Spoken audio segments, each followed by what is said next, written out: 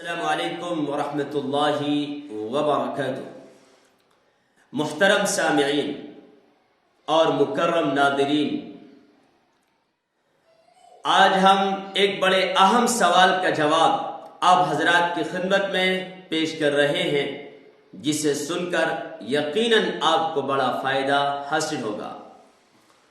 اور یہ سوال ہزاروں لوگوں کے من میں رہتا ہے کہ اگر کسی کے گھر کسی کا انتقال ہو جائے، مرنے والا بوڑھا ہو یا جوان یا بچہ، مرنے والا مرد ہو یا عورت، اگر وہ دنیا سے چلا جائے تو سوال یہ پیدا ہوتا ہے اس کی نماز جنازہ کون پڑھائے؟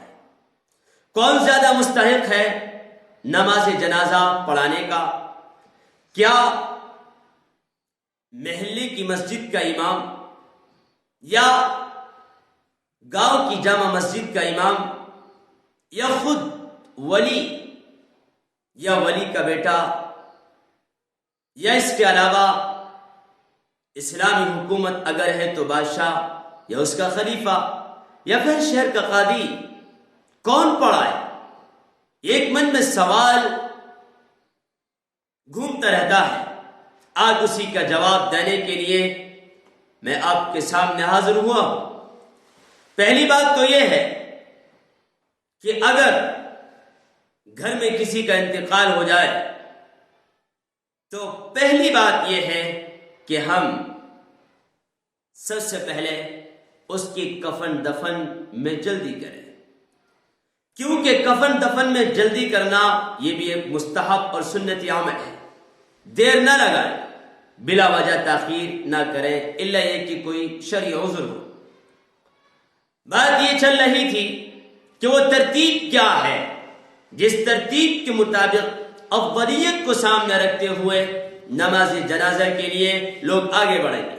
ترتیب کچھ اس طرح ہے کہ یقدم فی الصلاة علیہ السلطان ان حضر او نائب، کہ اگر جنازے کی نماز میں ملک کا بادشاہ حاضر ہو جائے، بشرطے کہ ملک کا بادشاہ مسلمان نیک ہو، صالح، تو پہلا حق نماز جنازہ پڑھانے کا اس کو ہے۔ اور اگر وہ خود نہیں آیا، اس کا نائب آیا تو اس کے نائب کو ہوگا۔ پھر اگر نہ مصر کا یعنی ملک کا بادشاہ آیا، حالانکہ وہ مسلمان تھا، نیک بھی تھا، نہ اس کا نائب آیا، تو اس کے بعد پھر شہر قاضی کو نماز جنازہ پڑھانے کا حق حاصل ہوگا۔ شہر قاضی کون ہے؟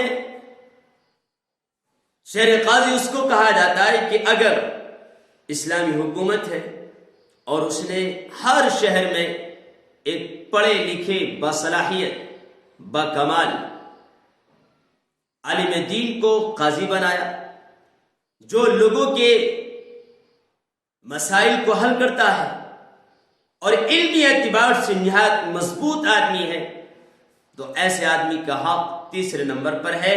لیکن اگر کسی ملک میں نہ کوئی مسلمان نیک صالح بادشاہ ہے، نہ کوئی اس کا نائب ہے، نہ ہی شہر قاضی ہے، تو پھر یہ ترتیب وہاں پر جاری نہیں ہوگی۔ چوتھے نمبر پر کون ہے؟ چوتھے نمبر پر آتا ہے خلیفۃ القاضی، جو قاضی کا نائب ہوگا اس کو حق ہوگا۔ اگر وہ بھی نہیں ہے، اس کے بعد پھر ولی اور محلے کا امام، ان دونوں کا حق ہوگا۔ لیکن محلے کے امام اور ولی اس کو کہتے ہیں جو مرنے والا اس کا ذمہ دار، بیٹا مرا تو اس کا باپ اس کا ولی ہوگا، باپ مرا تو بیٹے اس کے ولی ہوں گے۔ اس انداز سے ولی ہوتے ہیں۔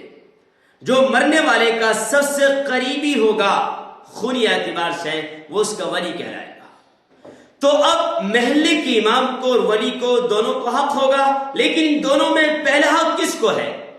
اس کے بارے میں دارالعلوم دیوبند کی فتاوی میں یہ بات ہے کہ یقدم الولی علی الامام لاستحقاق الامام، ولی کو مقدم کیا جائے گا، ولی کا حق زیادہ ہوگا محلے کی مسجد کے امام سے۔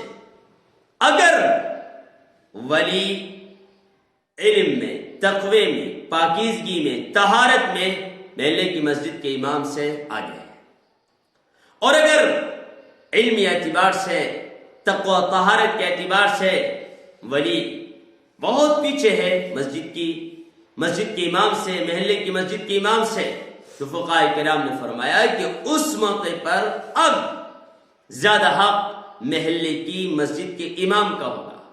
مرحل ان دونوں میں قابلیت اور تقوی اور طہارت دیکھا جائے گا، جس کا زیادہ ہوگا اسی کو حق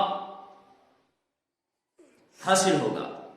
لیکن آج جو صورتحال ہے وہ کچھ اس طرح ہے موجودہ دور میں کہ اگر کوئی آدمی ولی نہیں ہے، ولی کا رشتہ دار ہے، یا ولی کے اس سے تعلقات ہیں، یا ولی ان کو بڑا مانتا ہے، تو اس موقع پر بعض فقہاء کرام نے فرمایا اگر ولی محلے کی مسجد کے امام کو آگے نہیں بڑھاتا بلکہ اس عالم دین کو آگے بڑھاتا ہے جو یقیناً حقیقتاً محلے کی مسجد کے امام سے علمی اعتبار سے بھی اور تقوی و طہارت کے اعتبار سے بھی کافی آگے ہے، تو ایسے موقع پر اگر وہ ولی خود بھی نہیں ہے لیکن ولی اپنی جگہ اس کو آگے بڑھا رہا ہے، اس بات کی بھی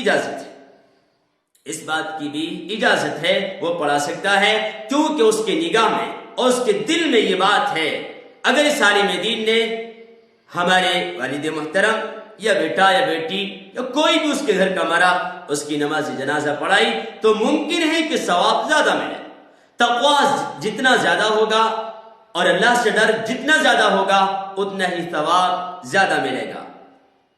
آئیے ہم اور آپ دعا کرتے ہیں کہ اللہ تعالیٰ مجھے بھی اور آپ کو بھی دین کی صحیح فہم اور صحیح سمجھ نصیب فرمائے۔ والسلام علیکم ورحمۃ اللہ وبرکاتہ۔